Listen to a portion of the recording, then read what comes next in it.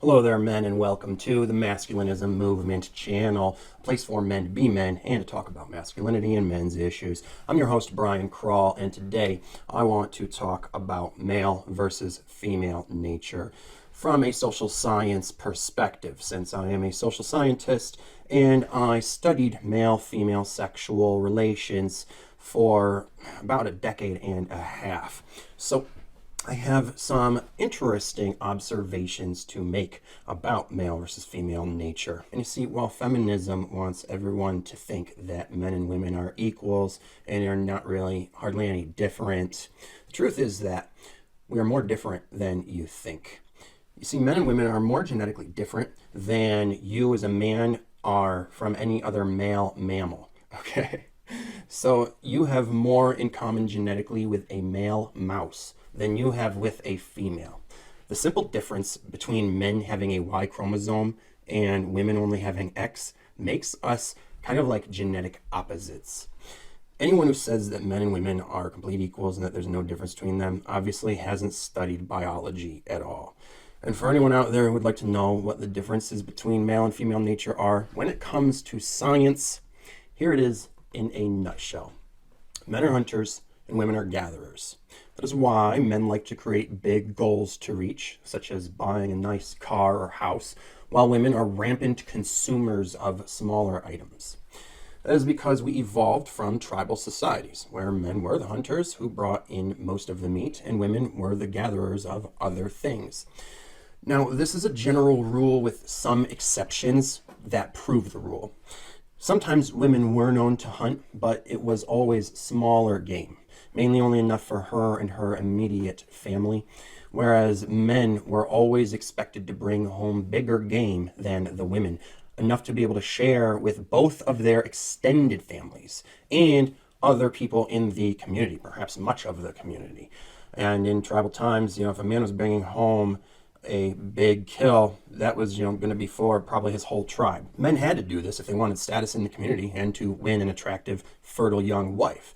In fact, it was men who drove large mammals into extinction, not out of necessity for survival, but because bringing big game for the community made men heroes and have great status, which they wanted to accomplish, mainly so they could have an attractive mate.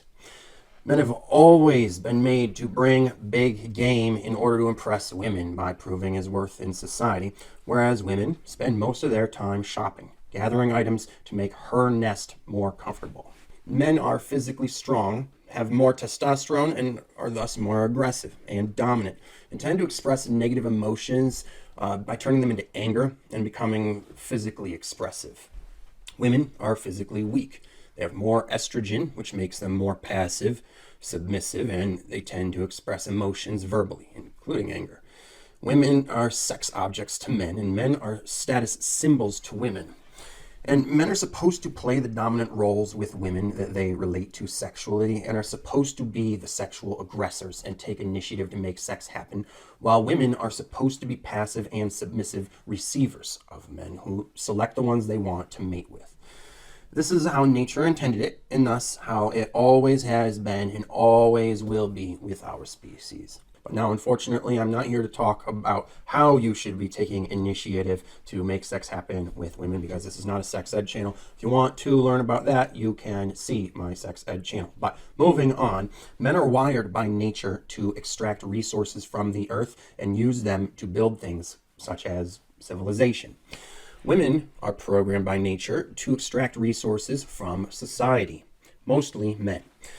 Men are programmed to colonize the world around them and build homes and businesses, while women are programmed to colonize society and male spaces to build families. Men are constructive and must have something of value to contribute to society in order to be accepted by it, and must have some sort of financial worth to contribute and provide for a woman in order to be accepted by her. Women are destructive, except for with their children, and are not expected to contribute anything to society or to a man, besides perhaps children, and are only expected to take from society and men in order to nurture their offspring. If you're enjoying listening to what I have to say, please like, share, and subscribe.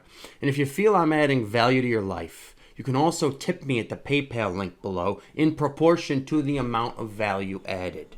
Your support will help me be able to continue this work because the oppressive fascists at YouTube are against this kind of content and actively trying to suppress it. So it is only with the help of viewers like you that I'll be able to keep fighting the good fight against the evil fucking matriarchy. Men are programmed by nature to be logical thinkers for problem solving, construction, and success. Women are programmed by nature to be emotional thinkers for the purposes of tuning into others' feelings and being able to detect things about them that men cannot for their own social success, and to be keen manipulators of others for that purpose as well. Men are programmed by nature to be able to provide for himself and be able to offer all of the value and resources to a woman that she needs, as well as any children she might have, even going so far as to self-sacrifice for them.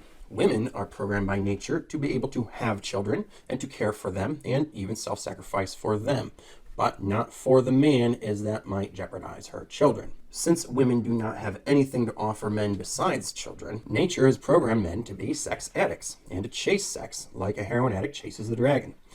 Since men have unlimited seeds to sow and it costs him little to do so, he is wired to try to get as much pussy as he can, even if it means being hypogamous or dating down.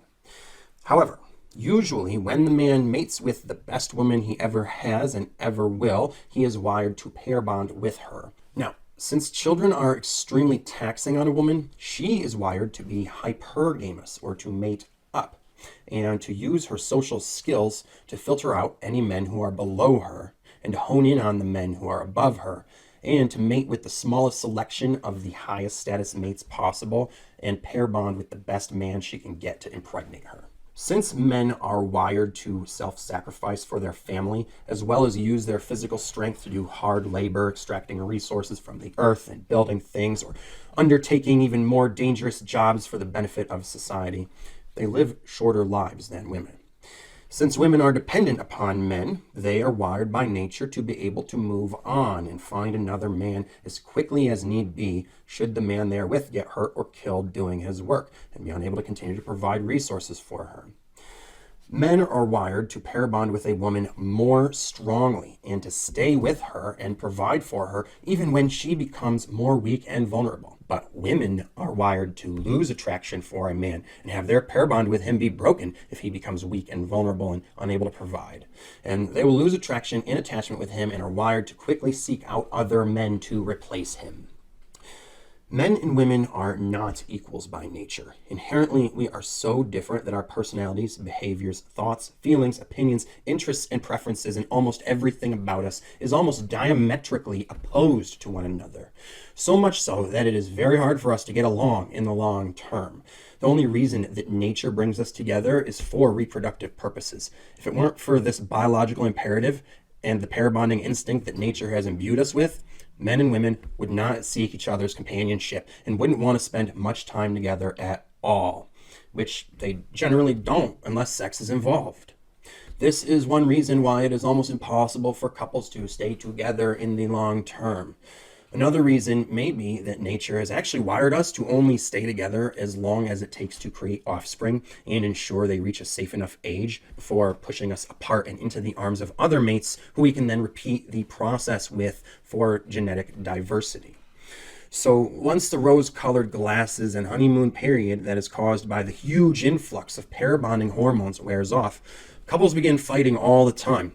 They fall out of love and they start hating each other and then break up either before or after starting to have sex with other people. The only thing that we share in common is that we are a slave to our hormones and reproductive instincts. In every other way, male and female nature is mutually exclusive. However, men are the only ones who are better off independent, whereas women need us men. Men do not need a woman so much as we want them for the fulfillment of our sexual needs and emotional needs as well. However, it is a want and not a need because we could easily fulfill our own sexual needs and emotional needs without them, and to a greater extent since we will be in full control of how it's done, right? And it's important for us men to remember that when a woman acts like she wants you, it isn't actually a want, it is a need. She needs you for your resources and your seed. If you know what is good for you, you won't give any of it to her. That concludes this video. Thanks for listening. I hope I mansplained that good enough for you. If you like what you heard, please click the like button. And if you feel you gained some value from this video and would like to give some back, please do so with the PayPal link below, because your support helps fund me doing this work and fight the good fight for men like you. If you are ready to take the red pill and wake up from the matrix and the matriarchy controlling it and learn everything you need to know about female on male sexism, get your copy of my newly released book called Misandry Exposed. On sale now for a special price that won't last long. So check it out by clicking the link below. And otherwise, take care of yourselves, men, because no woman out there is going to.